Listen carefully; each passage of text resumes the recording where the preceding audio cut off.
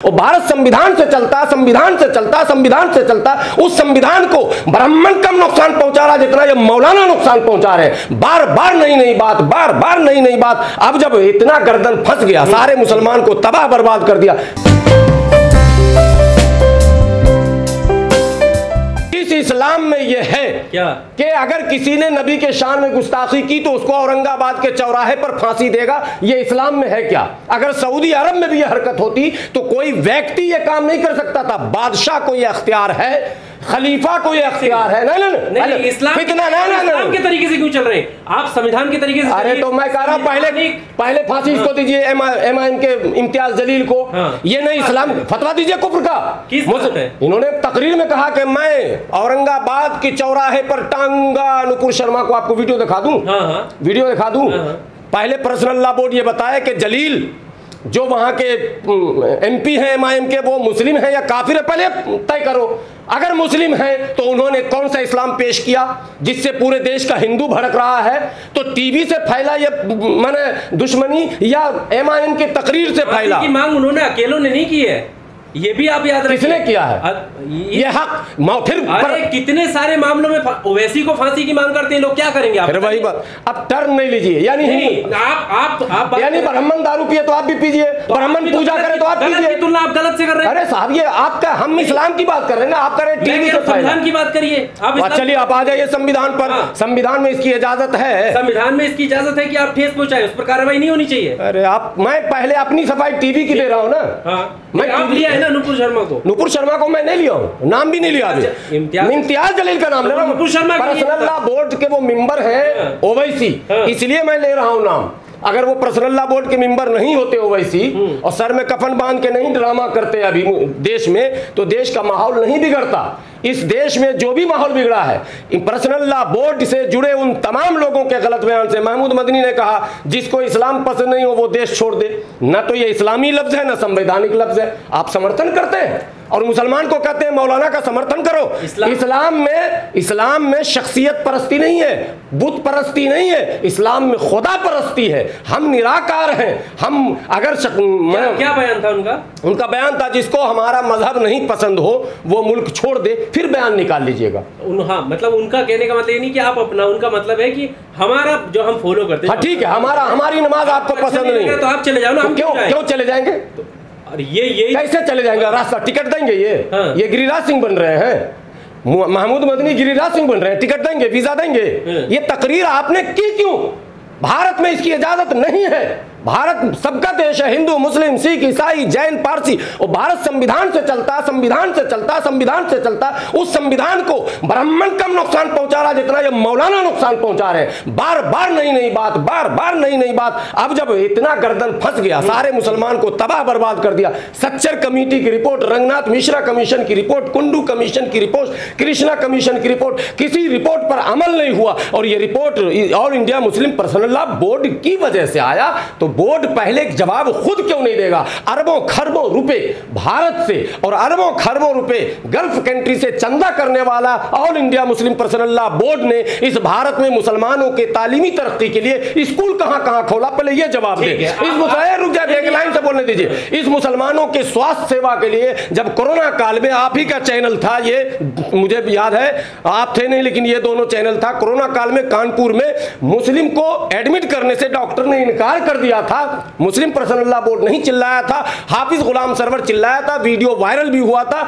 तो मुस्लिम personal law board के पास पैसा, हमारे पास रहने को घर नहीं है। एक बात बताइए, आपने बताया डेट क्या बताई मुस्लिम पर्सनल लॉ बोर्ड की? 1973 में। और आप भी जागरूक लंबे समय से हैं। मैं 10 साल से हूँ। ठीक है, 8-10 साल से। इससे पहले आपको कोई कमी नहीं दिखी। आज उन्होंने जब मना कर दिया कि आप टेलीविजन पर नहीं जाएं, आपको सारी कमियां। आपने इंटरव्यू नहीं लिया मेरा लगता है।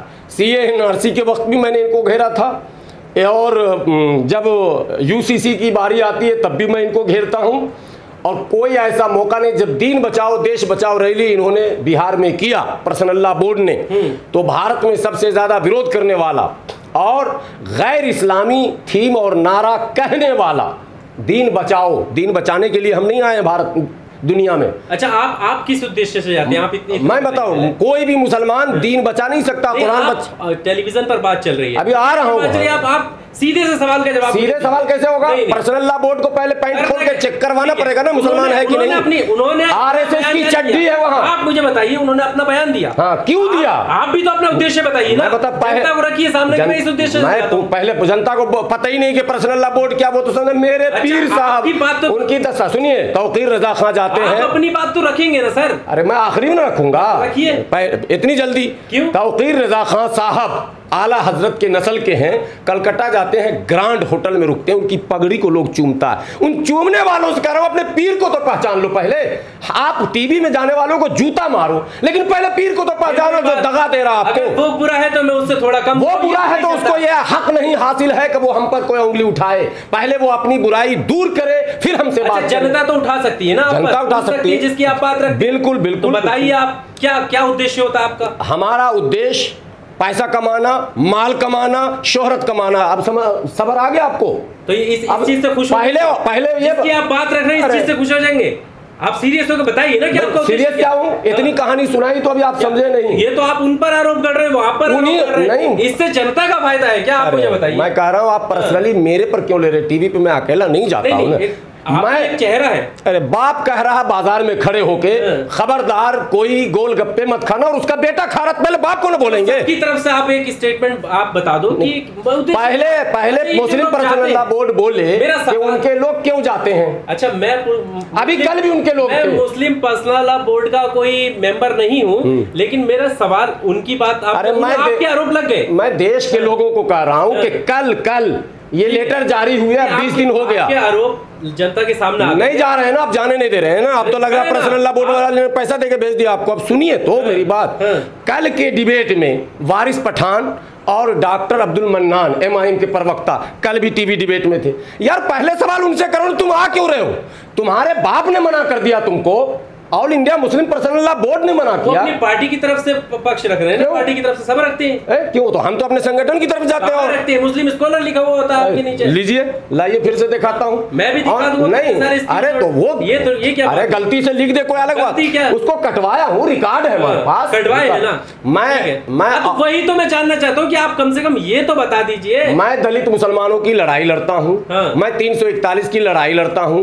आप लोग चलाएंगे नहीं, क्योंकि स्वर्ण मुसलमान मतलब ये ब्राह्मण मुसलमान, अशराफ मुसलमान। अरे आपको नहीं पता, जंतर मंतर पे भी आपने देखा होगा, कवर कर रहे हैं आप टीवी पर जाने वाले दूसरे मौलानाओं को कहीं धरना प्रदर्शन पर देखा क्या? इंसाफ से बताइए। दूसरे मौलानाओं की बात कर रहा हूँ जो टीवी पर दिखते हैं, सो कॉल्ड इस्लामी स्कॉलर और दुनिया जहान, उनको कभी धरना प्रदर्शन, किसी और लड़ाई झगड़े, थाना कचहरी, मुसलमानों के मसले में कहीं देखा? आप अपनी बात बताइए। आप पहले उनका बताइए। नहीं ना, लेकिन हाफिज गुलाम सरवर को भारत में जब इन 7-8 सालों में 6 सालों में हमसे ज्यादा किसी ने जंतर मंतर से लेकर धरना, और दूसरी जगह 2 अप्रैल को दलितों पर गोली चली, लाठी चली, 2018, 3 अप्रैल को सुप्रीम कोर्ट घेरा हूं और भारत के सभी चैनल ने उसको चलाया। ठीक है, मैं दलितों की लड़ाई लड़ रहा हूं, मैं पिछड़ों की लड़ाई लड़ रहा हूं, मैं वंचितों की लड़ाई लड़ रहा हूं, मैं दलित मुसलमानों की लड़ाई लड़ रहा हूं।